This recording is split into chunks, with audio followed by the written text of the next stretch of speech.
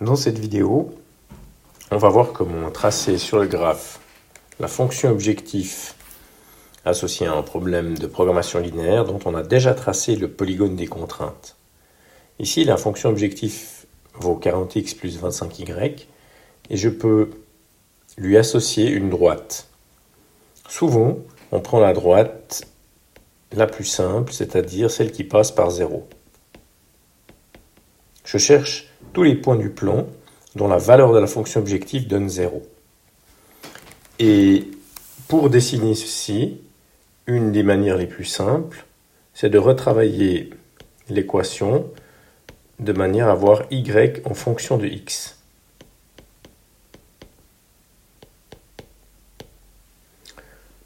Je place donc tous les x de l'autre côté.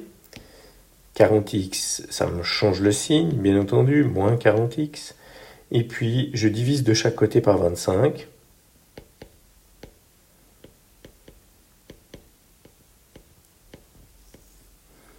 Et je peux simplifier, diviser par 5 en haut et en bas.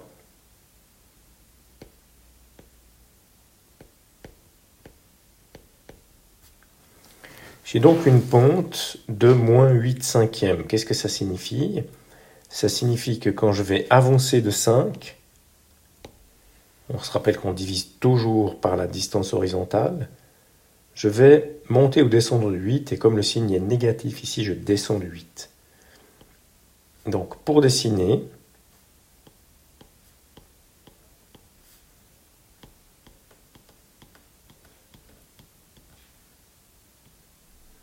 je peux utiliser ce truc. J'avance de 5, je descends de 8 et je trace la droite. Alors bien entendu, je ne suis pas dans le système d'axe de mon polygone des contraintes, donc je vais faire ça sur le dessin. Je prends directement le dessin précis et je peux tracer ici, sur ce dessin, je peux tracer ma droite en utilisant 2 points. Donc je vais placer un point à 5, mais l'échelle a changé. J'aimerais bien voir ici, voilà.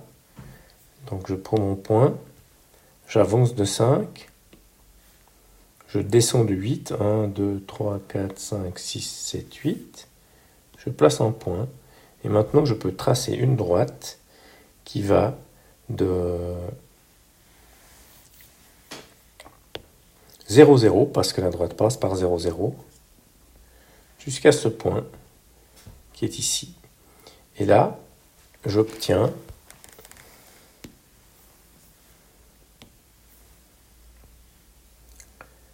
une représentation de ma fonction objectif. Je vais devoir aller chercher dans une certaine direction, la direction perpendiculaire à cette fonction objectif, je vais pouvoir aller chercher le maximum ou le minimum. Donc je trace la perpendiculaire.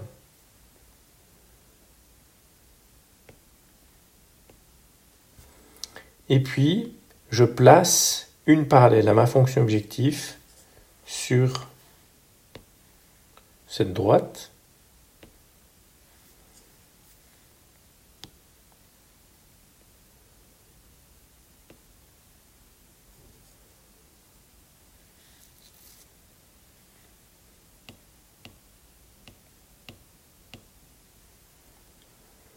Donc, je voulais placer une perpendiculaire sur cette droite à ma fonction objectif.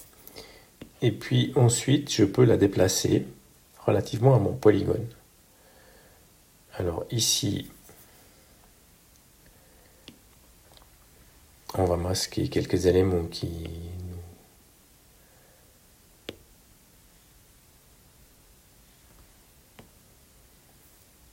ne nous simplifient pas la vie.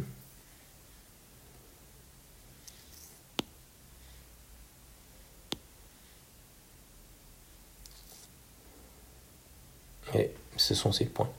Donc, je veux pouvoir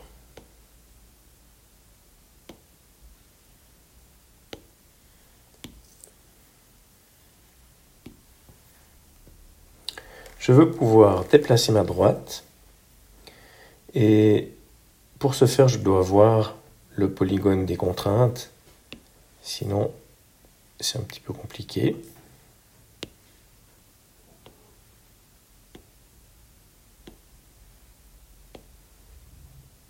Donc je fais apparaître mon polygone des contraintes et je déplace la parallèle à la fonction objectif dans la direction perpendiculaire à celle-ci jusqu'à ce que je sorte du polygone. Et quand je suis sorti, je reviens pour être le plus près possible. Et là, je vois que le plus près possible, le plus loin possible, mais en touchant, c'est-à-dire le plus près possible en étant revenu, c'est le point 40-10. Donc le maximum de ma fonction objectif dont ce polygone bleu sera donné par le point 40-10. Je peux faire une petite vérification algébrique encore.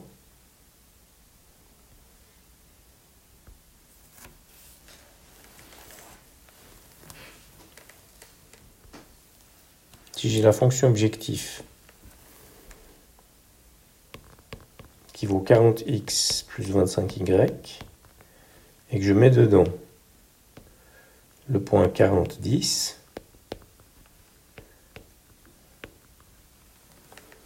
ça me donne le résultat suivant.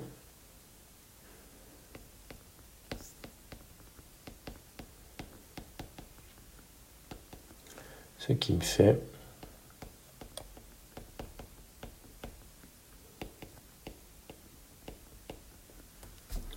maintenant, clairement, si je mets le point 0,30 dedans, je vais obtenir moins.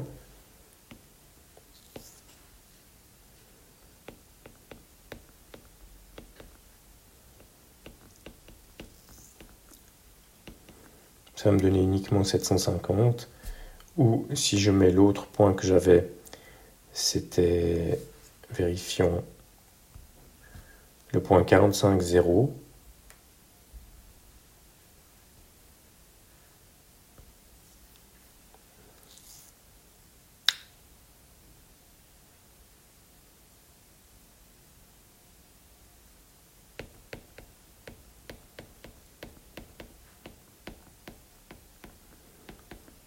Ça me donne aussi une valeur inférieure parce que 40 fois 45 me donne 1800.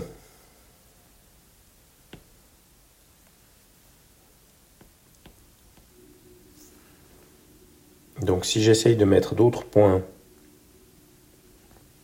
dans X et dans Y, par exemple le point 0,30 ou bien le point 45,0,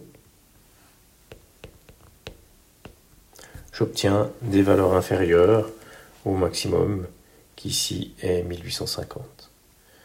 Donc en résumé, lorsque j'ai une fonction objectif à maximiser, je calcule sa ponte. Ensuite, je pose la fonction correspondant sur le graphe, qui ici